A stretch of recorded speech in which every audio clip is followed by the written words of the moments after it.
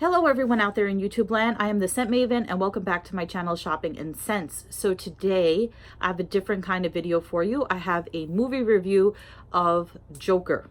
So let me start off by saying that I am not a professional film critic. I'm not a studier of film. I'm not huge into comic books. I am not super knowledgeable about Batman. He is my favorite superhero if I had to pick one, but I'm not a comic book enthusiast. We just had Comic-Con here in New York. I didn't go. I had friends that went, but so yeah, I like Batman and I was excited to see Joker. So let's just do a little recap. Joker on the small screen and the big screen. So first we get Cesar Romero in the TV series in the 1960s. Then the first Batman movie, probably in the 90s, with Michael Keaton and Jack Nicholson as the Joker. Then we get the super fabulous, amazing performance of Heath Ledger in The Dark Knight. And then the abysmal Jared Leto in Suicide Squad. And now we have Joaquin Phoenix as Joker. So this is a standalone movie that tells the, or attempts to tell the origin story, or a origin story of the Joker. From what I've seen online and what I've read, there is no real flushed out official origin story for the Joker. The closest thing I think I saw was there was a comic book issue that said that he fell in a vat of acid and it disfigured his face, and that's how come he had to put on the clown makeup and all this other stuff. So here we get a standalone Joker origin story. I went into this movie expecting a lot. There was a lot of hype about it. There were a lot of great reviews. A lot of movie critics praised it. Everybody seems to be talking about it. It's got a lot of heavy themes in it. Mental illness and violence being two of the major themes. Also, there is, it does talk about the differences in class, rich versus poor. So yeah, there's a lot going on there. However, the basic premise is this movie, without revealing too much, and you can probably gain this from watching the trailer, is you have a sad, unhappy man who has a very unhappy life and gets beat up on by society and the world and life, and eventually he snaps and he turns violent and then becomes from mild-mannered citizen to Joker. Of course, he does have some mental issues. The problem with this story, I think, is that I can't really identify or empathize with Arthur Fleck, who is Joaquin Phoenix before he becomes the Joker. That's his real name. His real name in the movie. Because I can't identify with him. I don't really feel bad for him. I mean, people are going to say, well, how could you not feel bad for him? He had this terrible life and he had this mental illness and all these horrible things happened to him, you know. But to be honest, I found him awkward, strange, and it's kind of annoying. So the two most annoying things about him, I think, besides the awkwardness and the weirdness, which don't come off as intriguing, they just come off as irritating, is the laugh, the Joker laugh. Now, if you watched the trailer, you've heard Joaquin Phoenix's take on the Joker's laugh. The laugh is used way too much in this movie to the point where it's irritating. Now, when I do my other review with spoilers, I'll go into that. I'll just say there's a reason why he laughs so much, and there's a good reason. They give you a good reason why he does all this laughing. But it's annoying to me. It's way overused. It's too much. And the movie is over 2 hours, by the way. And the other thing that gets me is the smoking. He smokes cigarettes so much in this movie. Now, I am a smoker myself, very light smoker, trying to quit yet again. So I'll have maybe 2 or 3 during the day. But so this is not coming from like, you know, a non-smoker, like what do they call it, trigger, right? There's too much smoking in this movie by him, to the point where it's like sickening. Now, there's only one other movie that I've watched where I thought this, and that is All That Jazz. And that came out in 1979, way before my time. I saw it way later. But All That Jazz, Roy Scheider, who we know from Jaws, he plays Bob Fosse. And the man smokes cigarettes through the whole movie. It's disgusting after a while. It's like, oh. And just the way he smokes, just like, you know, it's not like people hold their cigarette like this, but people hold it like, I don't know. I just thought the laughing was way too much, smoking way too much. Overkill. Yeah, so I couldn't feel bad for this guy. There are a lot of movies where you could identify more with the main character. The best example of this, I think, and I just watched a trailer for it again recently, I should watch the movie again, is with Michael Douglas, and it's called Falling Down. And it's about this guy. He's a mild-mannered business guy, and he's sort of like an accountant type, and he's like an everyman. He's like the type of guy that you think you would see on the train or in the street, and he just gets fed up with the different stresses in life, and he snaps. And you can totally go with him on that journey because it's stuff that's happened to you. Like, he goes up to a road and he can't pass because there's construction there for no apparent reason. Or he goes to the fast food restaurant, and 5 minutes after he goes in for breakfast, but he's 5 minutes late, so they don't want to serve him breakfast. These are all relatable, identifiable things. So when he snaps, you're like, yeah, I can totally understand that. For this movie, you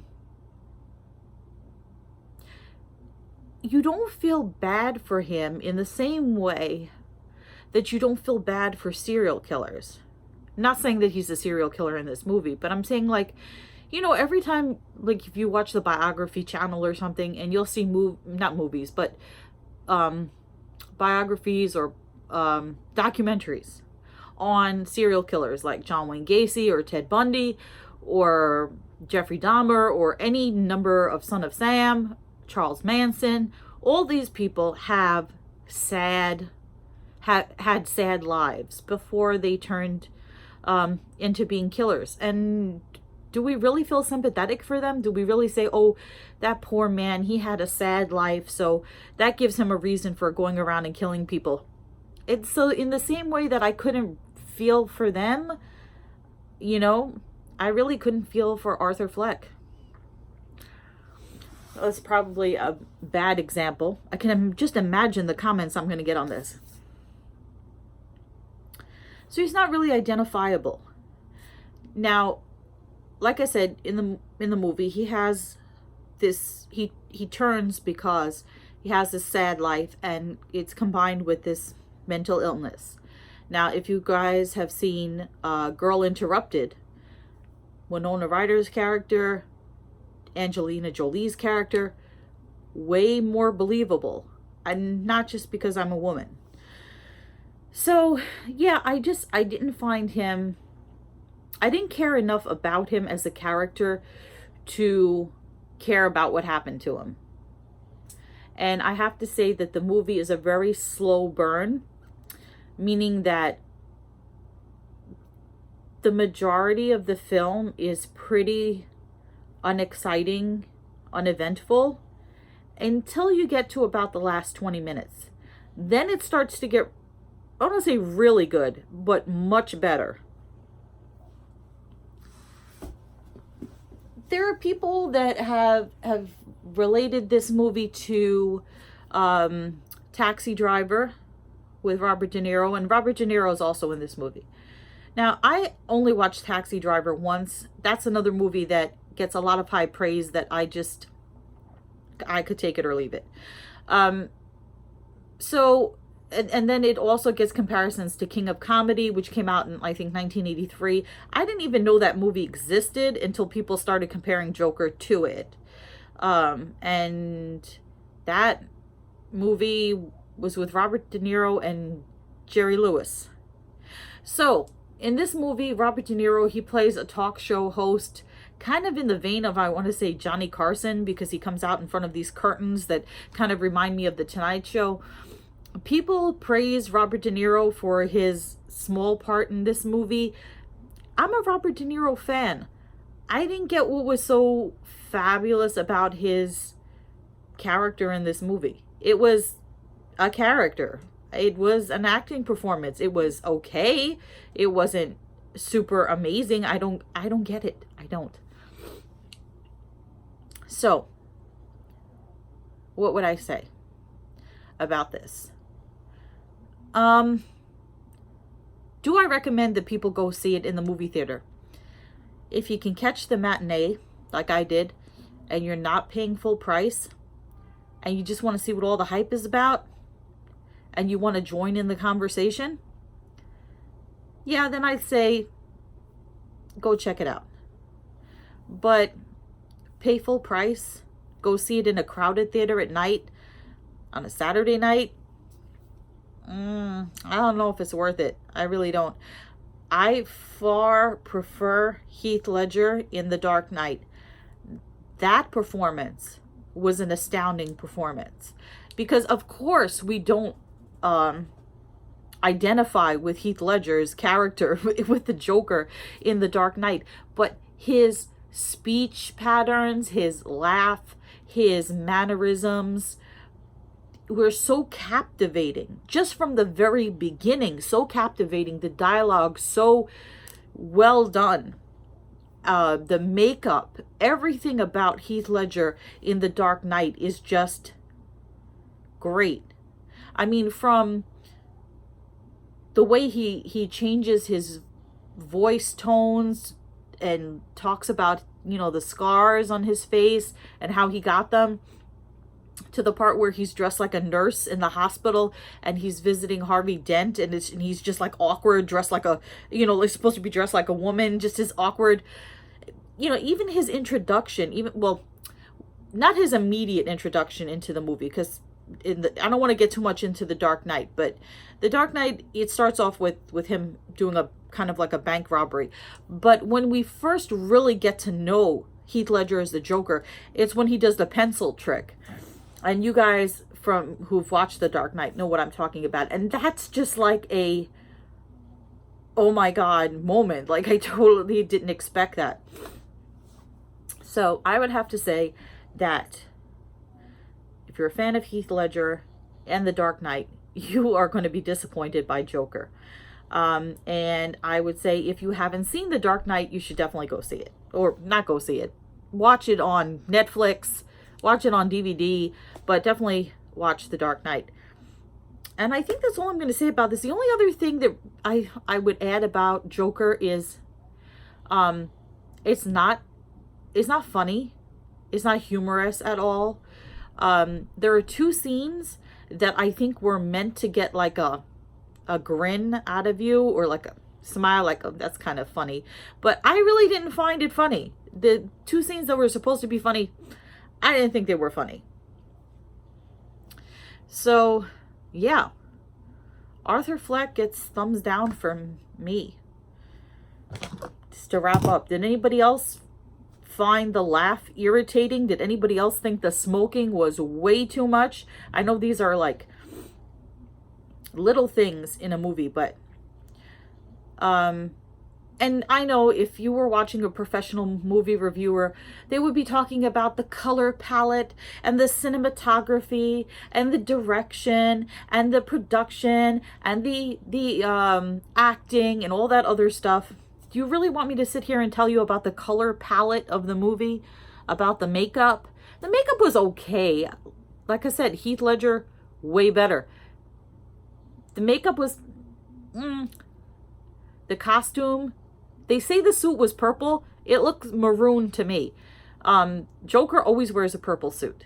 Various, you know, a longer coat, waistcoat by Heath Ledger, something shorter when Jack Nicholson did the character, I think, but always purple. This was maroon color. Yeah, so that's all I'm going to say in my non-spoiler review. But I think I'll be back with a spoiler review. So if you actually did go see Joker or have seen Joker and you want to see my other thoughts on it, go watch my other video. But in the meantime, thank you for joining me. Remember to comment, rate, subscribe, and until next time, goodbye everyone out there in YouTube land.